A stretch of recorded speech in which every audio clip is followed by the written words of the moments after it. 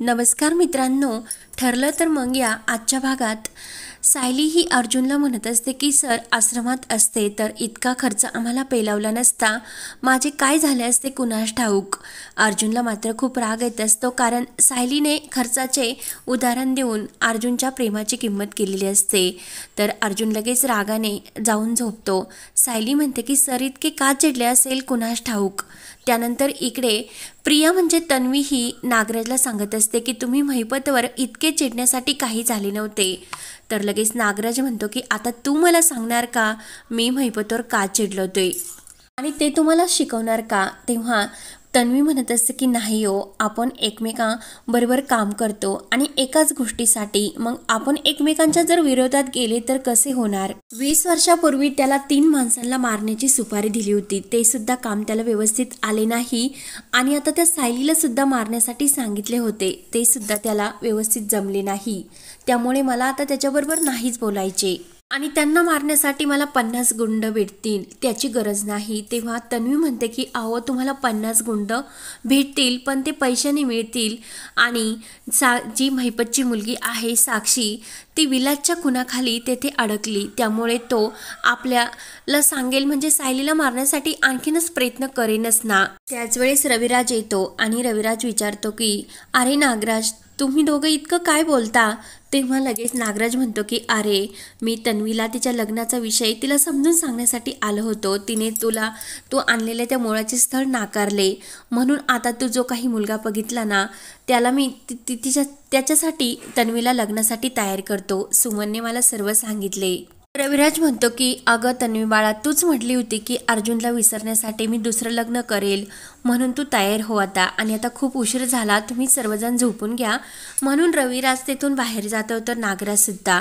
त्यानंतर प्रिया मोबाईल घेते आणि साक्षीला मेसेजवर सांगते की मी नागराज आणि महिपत यांच्यातील कन्व्हिन्स करण्यासाठी प्रयत्न करते, पण मधीच तो रविराज येऊन तडफडला, पण मी माझे प्रयत्न चालूच ठेवते। त्यानंतर इकडे अर्जुनला जाग येते, तेव्हा अर्जुन सायलीकडे बघत असतो आणि सायली त्याला म्हटलेली असते की मी तुम्हाला इतका खर्च तर आश्रमात असताना आम्ही पेलू शकत नाही, पण मी तुमचे जे काही खर्च तुम्ही केला ना तो फेडण्याचा नक्की मात्र प्रयत्न करेल। तर अर्जुनला वाईट वाटलेले असते आणि अर्जुन उठतो आणि त्या सायलीच्या डायरीमध्ये तो लिहित असतो।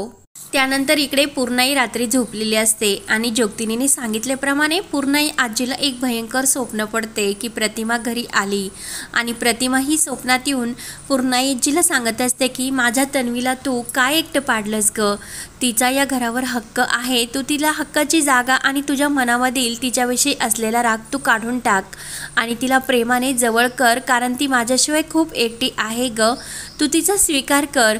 तर पूर्णाई आजीला लगेच जाग येते आणि प्रतिमाला पाहून तिला खूप आनंद झालेला असतो। तेव्हा इकडे सायलीला म्हणजे सायली झोपेतून उठते। अर्जुन अगोदर उठलेला असतो। सायली म्हणते की नक्की सरांना लवकर ऑफिसमध्ये जायचे असेल, तेवढ्यात अर्जुन तयार होऊन येतो। सायली म्हणत असते की हॉस्पिटलच्या आल्यापासून मला उठण्यासाठी खूप उशीर होतो, पण तसे नको व्हायला, म्हणून ती अर्जुनबरोबर बोलण्याचा प्रयत्न करते की सर तुम्हाला लवकर ऑफिसमध्ये जायचं का, नाश्ता करते मी तुमच्यासाठी, असेच ती अर्जुनच्या मागे मागे करत बोलत असते। मात्र अर्जुन एकही उत्तर देत नसतो, कारण त्याला सायलीचा राग आलेला असतो। सायली विचार करते की सर माझ्याशी काहीच बोलत नाही, म्हणजे नक्की काल रात्री मी सरांशी काहीतरी असं चुकीचं बोलले की काय। तेव्हा अर्जुन आपले जे काही बुक असतं तो घेतो आणि स्टडी रूममध्ये जायला निघतो। सायली विचारण्याचा प्रयत्न करत असते की सर मी तुमच्यासाठी कॉफी आणून देते, पण अर्जुन काही एक उत्तर देत नाही। त्यानंतर इकडे अर्जुन हा बाहेर गार्डनमध्ये असतो आणि सायलीच्या त्या रात्रीच्या बोलण्याचा तो विचारच करत असतो। तेवढ्या तिथे चैतन्य येतो आणि चैतन्य हा तू तर सध्या ऑफिसमध्ये सुद्धा येत नाही, कायम सर्व काम हे घरामधूनच करत असतो ऑनलाईन। आणि तर अर्जुन म्हणत असतो की अरे मी जर घराबाहेर पडलो तर मिसेस सायली सुद्धा ह्या माझ्या मागे भाजी आणण्यासाठी बाहेर येतील आणि जोपर्यंत तो हल्लेदार बाहेर फिरतो तोपर्यंत मी ही रिस्क नाही घेऊ शकत। तेव्हा चैतन्य म्हणतो मिस्टर सुभेदारांनी स्वतःसाठी जे नियम घालून घेतले ना ते फक्त आपल्या म्हणजे सायलीसाठी त्यांनी ते नियम मोडले, म्हणजे ते प्रेमात पडले आणि ते सुद्धा ते कबूल करत नाही। अर्जुन चैतन्यला बोलतो की झाले का जोक्स करून, मला फक्त सायलीची काळजी वाटते म्हणून मी हे सर्व करतो. अर्जुन विचारतो की ते स्केच सर्व पोलीस स्टेशनमध्ये पोहोचले का. तेव्हा चैतन्य म्हणतो की हो, सर्व पोलीस स्टेशनला ते केस मी पाठवले आणि आता लवकरच काहीतरी इन्फॉर्मेशन आपल्याला नक्की मिळेल. तू फक्त सायली वहिनीची काळजी घे, कारण तेच तुझं आता कर्तव्य आहे. तर अर्जुन म्हणतो की त्या पूर्णपणे आता बऱ्या झाल्या, कारण हॉस्पिटलमध्ये जो काही खर्च झाला ना, तो प्रत्येक खर्च त्यांनी लिहून ठेवला आणि त्या काही म्हणतात की कर्ज वगैरे मला काही नको. तेव्हा लगेच चैतन्य म्हणतो म्हणजे अर्जुन तू हे काय बोलतोस. अर्जुन म्हणतो की अरे त्यांनी हा खर्च लिहून ठेवला म्हणजे मी त्यांचा कोणीच लागत नाही का. चैतन्य विचारतो की म्हणजे तुम्ही कोण लागता. अर्जुन म्हणतो की अरे नवरा बायको. तेव्हा चैतन्य म्हणतो की खोटे का आणि ते कॉन्ट्रॅक्ट विसरलात का. ते कॉन्ट्रॅक्ट जर लक्षात ठेवले तर तुम्ही दोघे एकमेकांचे नवरा बायको नाहीच लागत. अर्जुनच्या डोक्यात मात्र प्रकाश पडतो. त्यानंतर इकडे सायली रूम आवरत असते आणि ती विचार करत असते की अर्जुन सर माझ्याशी का असे वागतात. तेव्हा तिचे त्या डायरीकडे लक्ष जाते आणि त्यामध्ये अर्जुनचे अक्षर कसे म्हणून ती डायरी वाचत असते. तर त्या डायरीमधील जे काही प्रत्येक अक्षर अर्जुनने लिहिलेले असते ते ती वाचते. त्यानंतर इकडे चैतन्य आणि अर्जुन बोलतच असतात. सायली तुला पैसे परत करते मग त्रास कसला होतो असं चैतन्य म्हणत असताना अर्जुन म्हणतो की नाही, आमच्यामध्ये फक्त तेवढंच नातं आहे कॉन्ट्रॅक्टचं. अर्जुन लगेच विषय बदलतो आणि तू त्या हल्लेखोराचे स्केच आहे ना ते लगेच फॉलोअप घे आणि पोलिसांना फोन करून त्यांना हे सर्व सांग. तेव्हा चैतन्य म्हणतो की अरे तुम्हाला उत्तर देण्यासाठी टाळतो. स्वतःला हा प्रश्न कधीतरी तू स्वतःला विचारणार, मग त्याचे उत्तर स्वतःला काय देणार. तर अर्जुन विचारत पडतो आणि चैतन्य निघून जातो. त्यानंतर इकडे सायली ती डायरी वाचत असते आणि त्यामध्ये लिहिलेले असते की तुम्ही तर तुमच्या खर्चाचा हिशोब लिहून ठेवला, पण माझ्या खर्चाचे काय.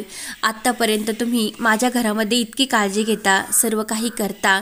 माझ्या अस्मिताच्या बहिणीची चूक ही पदरात घालून शेवटी तुम्ही तिची बहीण बनलात. माझ्या भावाशी तुम्ही बहीण झालात. आईशी किती प्रेमाने वागतात. आईच्या चेहऱ्यावर तुमच्यामुळे आनंद आहे. मग याचा हिशोब कोण लिहिणार. माझ्याशी तुमचं काहीतरी नातं असणार किंवा मैत्रीचं. म्हणून मी जेव्हा किडनॅप झालो होतो तेव्हा तुम्ही मला येऊन सोडवले, मग त्याची फीज कशी ठरवायची. तुम्ही माझ्याबरोबर विश्वासाने माझ्या रूममध्ये राहता, मग त्याची किंमत काय. बायको म्हणून तुम्ही माझ्यासाठी केलेल्या उपवासाची काय किंमत. त्या पूजेची, माझ्यासाठी केलेल्या प्रत्येक प्रार्थनेची कशी किंमत मोजणार मी.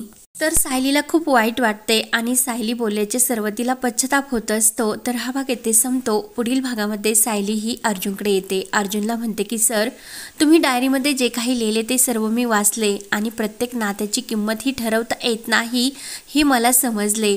त्यामुळे मी आयुष्यभर तुमच्यासोबत राहील. तर अर्जुनला आनंद होतो. त्यानंतर इकडे पूर्णाई आजी सर्वांसमोर ही सायलीला बोलत असते की हिच्यामुळे अर्जुनचे आयुष्य हे धोक्यात येणार आणि हिच्यामुळेच अर्जुनच्या जीवाला सुद्धा धोका आहे. तेव्हा मात्र सायली आणि कल्पनाला खूप मोठा धक्का बसतो. तर आता पुढे काय होणार हे पाहण्यासाठी चॅनलला नक्की सबस्क्राईब करत राहा. धन्यवाद.